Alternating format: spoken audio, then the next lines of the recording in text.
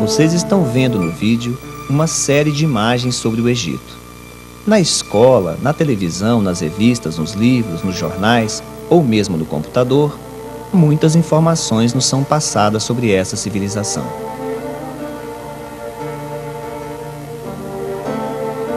Mas qual ideia vocês têm sobre o Egito Antigo? Faraós, pirâmides, múmias e provavelmente alguns filmes de aventura devem compor o painel que está em suas mentes. Qual a situação do Egito hoje? O que aconteceu a essa civilização ao longo das mudanças feitas pelos homens? É preciso aguçar a curiosidade e perguntar.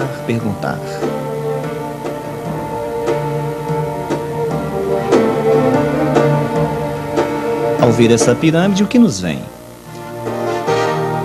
Por que ela foi construída? Quem a construiu? Em que condições e organização a sociedade estava para conseguir erguer esses grandiosos túmulos?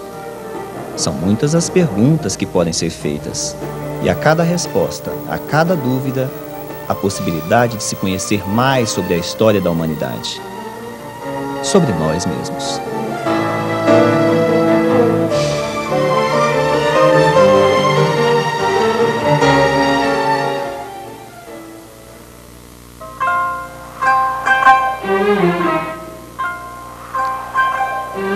As pirâmides, uma das grandes maravilhas do mundo, têm nos seus porquês, se não muitos enigmas, muitas polêmicas.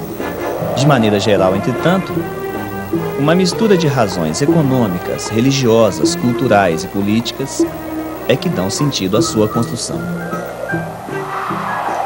Segundo Heródoto, elas seriam o símbolo da tirania e do despotismo dos faraós para com seu povo e com os estrangeiros dominados. Para o historiador Kurt Lang, apesar de concordar que obras de tal envergadura não podem nascer sem imensos sacrifícios, acredita que as pirâmides não podiam ter origem tão bárbara. Os cubos de pedra dos corredores e dos quartos no interior das pirâmides são talhados com tanta precisão, dispostos com tanto cuidado, que é improvável que um trabalho dessa qualidade tenha sido fornecido por escravos esgotados e torturados. Tantos cuidados e precisão podem ser frutos de violência? Não testemunham, pelo contrário, um desejo vigilante de perfeição? Até mesmo um entusiasmo religioso? Deixando um pouco de lado essas polêmicas que privilegiam um ou outro aspecto, é preciso ressaltar que o segredo da civilização egípcia não é etéreo, nem líquido, muito menos presente da natureza. É humano e tem um nome: Felá.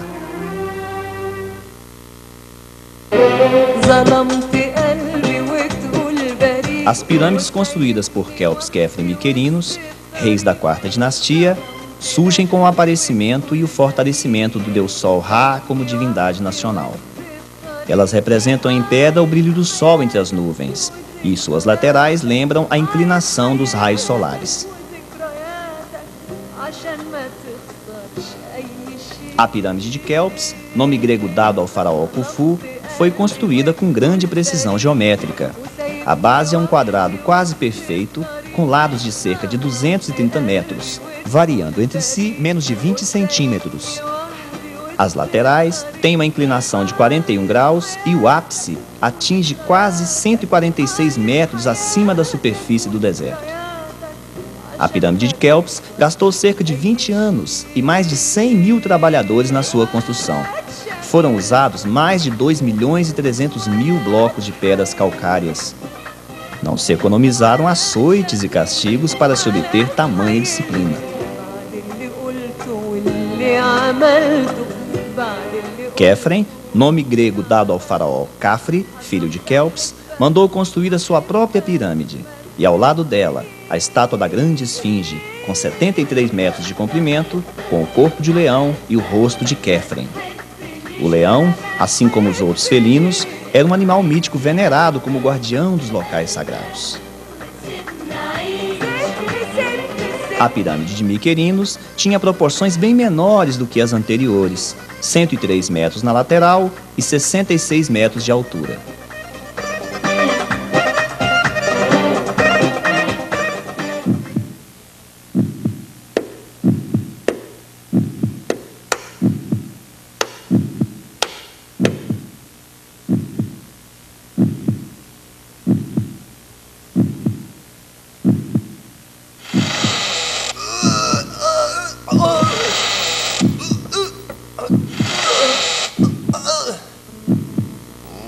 A desagregação de algumas comunidades neolíticas fez surgir às margens do Nilo, no nordeste da África, uma civilização que foi cobiçada por muitos povos da antiguidade.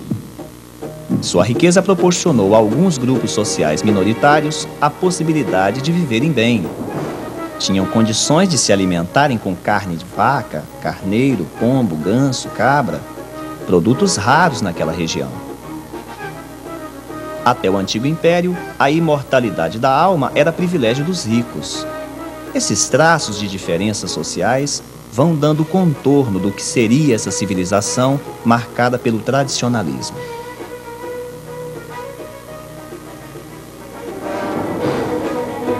O Nilo e o isolamento geográfico, o governo centralizado e a crença no faraó como Deus, a fertilidade da terra e o trabalho do camponês são alguns elementos que juntos conseguiram manter, apesar das invasões, das crises de governo, das disputas entre os diversos grupos políticos, a continuidade dessa sociedade dividida em nomos.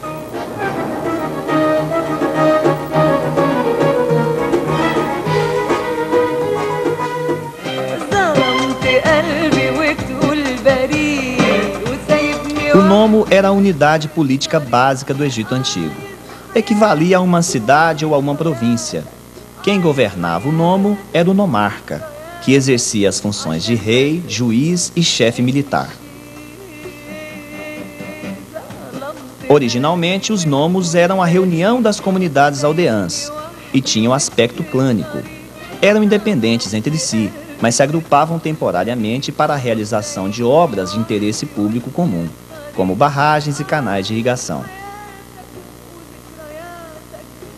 A tendência de centralização político-administrativa, a partir do fim do quarto milênio a.C., fez com que, lentamente, os nomos fossem assumindo o aspecto de províncias, submetidas aos desejos e políticas do faraó. Os nomarcas, indicados tradicionalmente considerando seu aspecto consuetudinário das comunidades aldeãs, passam a partir do período dinástico a serem nomeados pelo faraó.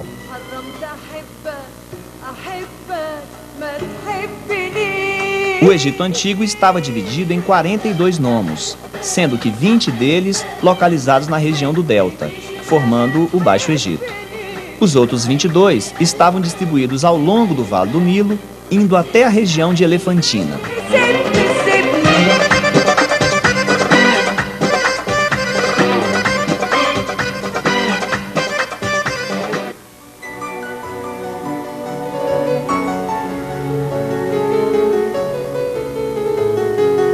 O Egito Antigo se constituiu no Império Teocrático de Regadio.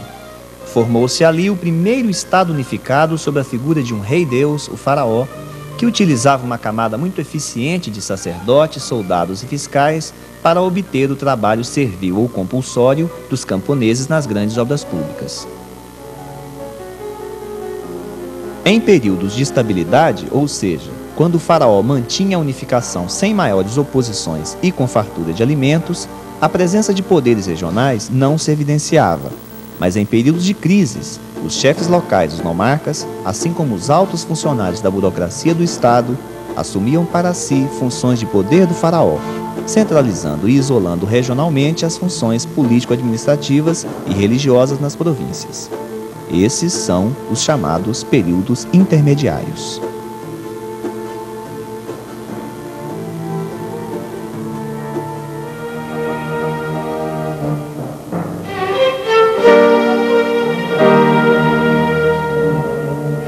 A palavra faraó significa o pai da grande casa e começou a ser utilizada a partir da terceira dinastia.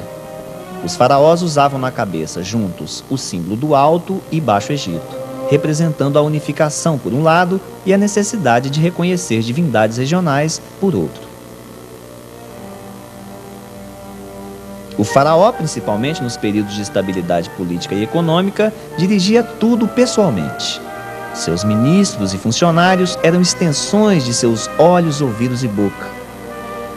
Centralizador por excelência, o faraó, rei Deus divino e absoluto, além de sumo sacerdote e chefe militar, era também o juiz supremo e superior dos vários deuses locais.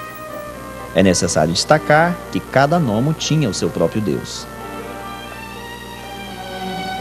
Vivendo uma vida dupla, o faraó para o povo era um Deus vivo. Não aparecia, não discursava, não se expunha. A não ser em rituais onde sua aparição ajudava a manter a mística em torno de si. Por outro lado, na intimidade familiar, era apenas rei. Cultivava a família e a poligamia. Ramsés II, que governou entre 1290 e 1224 a.C., e que pertenceu à 19ª dinastia, chegou a ter 200 filhos e várias mulheres.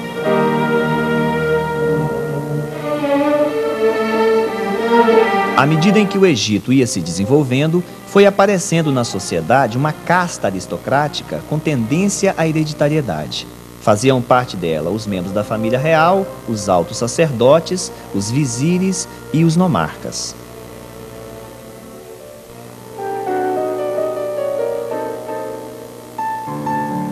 Em função do grande desenvolvimento do Egito, a camada de aristocratas, a partir da 4ª dinastia, cresceu em número e importância. Ela se complexificou e deu origem a um segmento médio de funcionários não aristocratas, como os escribas e os sacerdotes inferiores. Numa sociedade onde, segundo o historiador Ciro Flammarion, a religião penetrava intimamente todos os aspectos da vida pública e privada, os sacerdotes constituíam-se num importante segmento social que reforçava junto à população o caráter divino do faraó e a legitimidade dos poderes provinciais.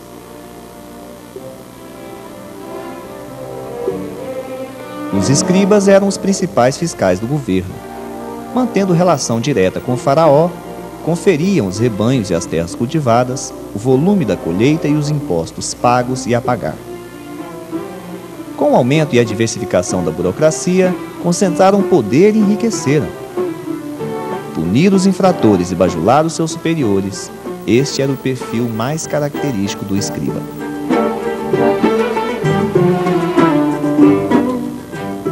Fazia parte da pirâmide social egípcia um número pequeno de artesãos que variavam de condição social de acordo com o serviço que prestavam. Por exemplo, os ferreiros, os tecelões, os ebanistas, que exerciam seus ofícios em praça pública, eram tão maltratados como os camponeses. Outro grupo de artesãos, ligados às oficinas dos templos e do rei, tinham uma melhor sorte.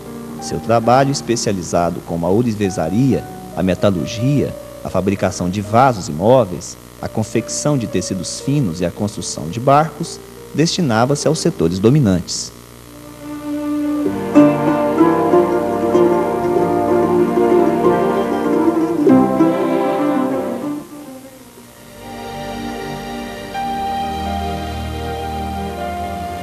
Os artistas eram funcionários que produziam objetos destinados ao uso religioso, à decoração dos palácios e aos ritos funerários.